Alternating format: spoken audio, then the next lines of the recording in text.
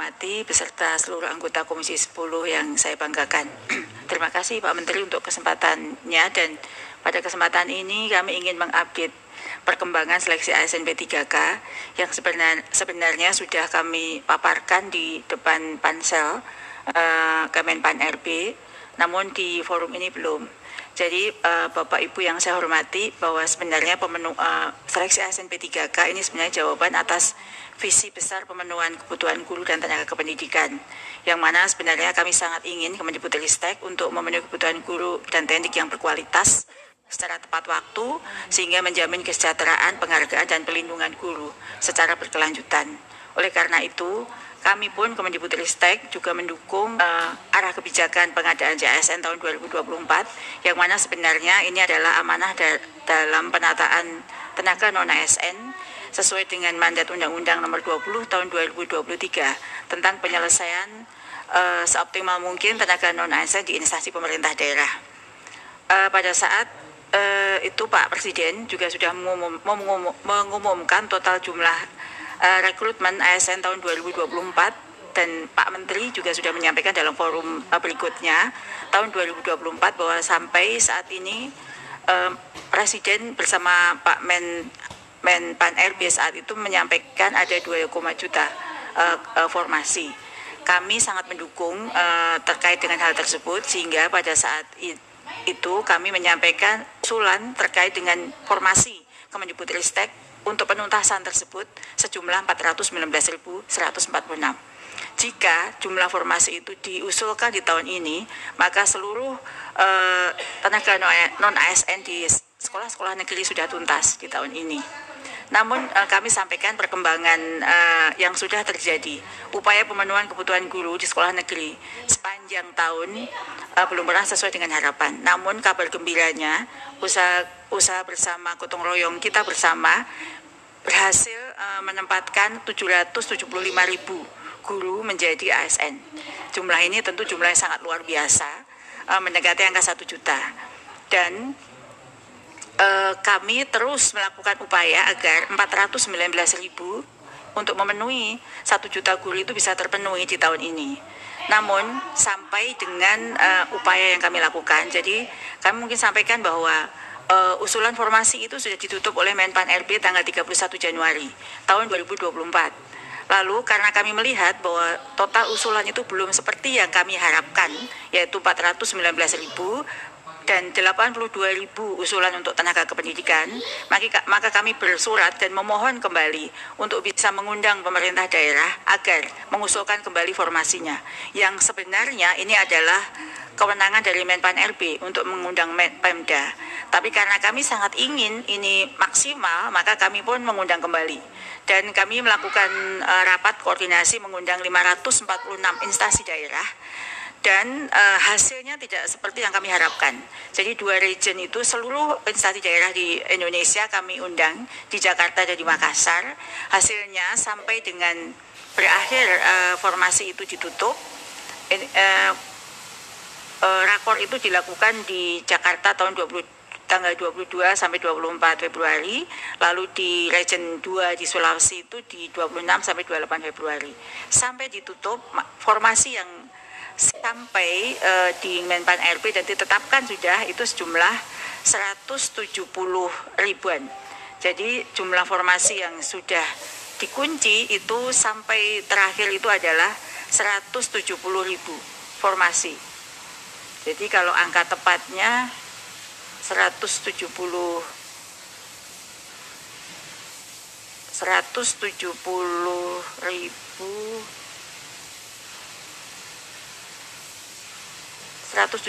itu kami juga mengusulkan untuk memindahkan usulan CASN PNS itu ke P3K untuk tahun ini. Sehingga dari usulan tersebut masih ada kekurangan sebesar 241.000 lagi. Dan itu pun jika tidak ada usaha-usaha yang luar biasa, maka 241.000 kekurangan itu tentu tidak akan bisa terpenuhi. Dan Bapak Ibu yang saya hormati, usaha keras bersama kita itu juga berhasil mengangkat P1 hingga tahun 2024 ini hampir semua. dan dimungkinkan, diperkirakan berdasarkan pemetaan kami dari semua usulan itu masih menyisakan 2.600 P1 saja dari 190.000 P1 yang sudah kita upayakan selesai. Oleh karena itu pada rapat terakhir rakor itu kami mengusulkan beberapa rekomendasi, antara lain tetap mengupayakan penuntasan P1 atau prioritas 1 dengan berbagai cara dan total, namun sampai terakhir itu ada instansi daerah yang belum menuntaskan P1 sebesar 30 instansi. Jadi ada 30 instansi yang P1-nya belum tuntas, yang angkanya di angka 2.600-an. Kemudian kami juga mengusulkan formasi lain seperti pengawas yang sekarang ini sedang kosong, dan juga mengusulkan formasi tendik. Jumlah usulan kami adalah 82.000. Dan saat ini formasi CF apa yang diusulkan oleh pemerintah daerah itu bukan seperti tahun sebelumnya. Mekanismenya adalah pemerintah daerah mengusulkan CF itu langsung ke BKN. Sehingga kira-kira apa formasi teknik yang akan diusulkan, apakah sejalan dengan usulan dari Kemendikbudristek, itu nanti pemerintah daerah akan langsung mengusulkan kepada pemerintah, kepada BKN. Dan kami hanya memberikan pertimbangan-pertimbangan sebenarnya yang dibutuhkan di daerah saat ini apa saja CF-nya. Jadi kurang lebih itu Bapak Ibu pimpinan dan seluruh anggota terkait dengan pengembangan seleksi ASN P3K. Jadi ada 170.000 lebih sedikit formasi yang diusulkan tahun 2024 dan masih kekurangan 214.000 formasi di tahun 2024 ini. Terima kasih Pak Menteri, waktu saya kembalikan. Terima kasih Bu Nunu. Demikian respons kami mengenai 3 topik yang dibahas hari ini. Kami tunggu tanggapan dari Komisi 10. Terima kasih. Terima kasih Mas Menteri. Jika dapat saya simpulkan, mungkin respon kita tentang respon kementerian tentang varian job yang mengenai perguruan tinggi, nasib dari perguruan tinggi ini belum ada tindak lanjut ya. Tadi hanya disampaikan bahwa ada himbauan yang keluar dari Dirjen Dikti tanggal 27 Oktober yang masuk di dalam paparan juga yang kita terima. Draftnya dari KPRI sudah sejak tanggal 22 Mei. Nah, mungkin yang membuat teman-teman ini shock hari ini adalah bahwa jika perguruan tinggi ini adalah bagian dari keluarga besar Kemendikbudristek, maka jika ada kekeliruan kan saja yang P1 yang dulu sempat dibatalkan 3.000 orang itu sampai sekarang mereka masih belum penempatan. Apakah ini juga kekeliruan di pihak Pemdanya atau segala macam? Yang pasti ini kan masih ada problem di antara kita. Oleh karenanya saya kira sebelum masa berakhir pemerintahan kita ini, Mas Menteri juga belum berubah nanti jadi menteri apalagi atau tidak, Bu Nunu juga jadi dirjen lagi atau tidak, atau masih dirjen di Kemendikbud atau pindah ke dirjen yang lain, kan agar problem ini bisa kita selesaikan dengan happy ending buat guru-guru kita, para pejuang pendidikan. Gitu. Yang ketiga, persoalan pramuka, saya kira ini kita semua mengakui bahwa pramuka ini sangat besar manfaatnya buat anak didik kita. Bahkan bukan hanya untuk anak didik, buat mahasiswa pun sangat bangga. Betapa bangganya kalau mahasiswa, para siswa-siswi ini sudah dikirim ke Cibubur sebagai delegasi utusan resmi dari masing-masing sekolah, dari masing-masing kabupaten provinsi.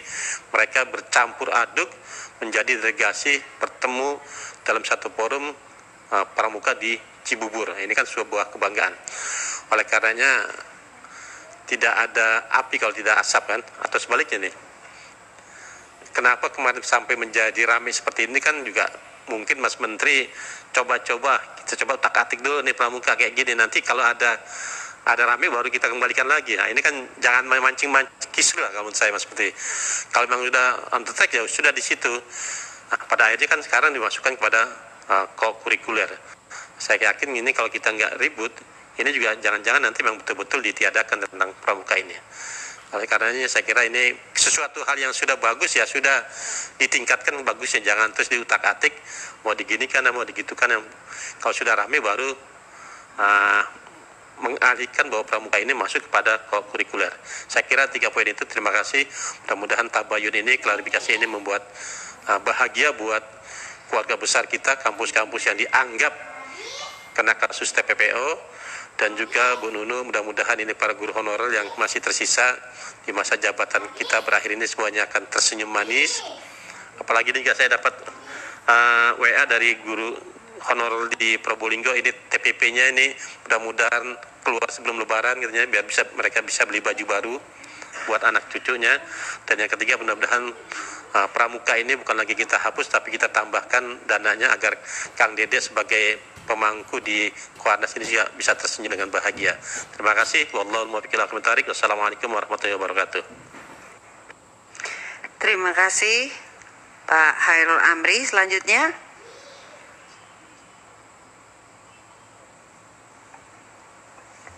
Prof, silakan Prof.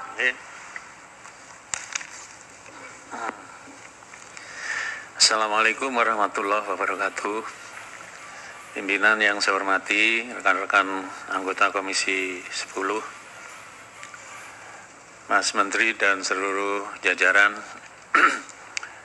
Yang pertama, saya melihat mengenai kasus varian job. Saya kira perlu kita mengidentifikasi perguruan tinggi kita itu yang terlibat. Ada 33 gitu.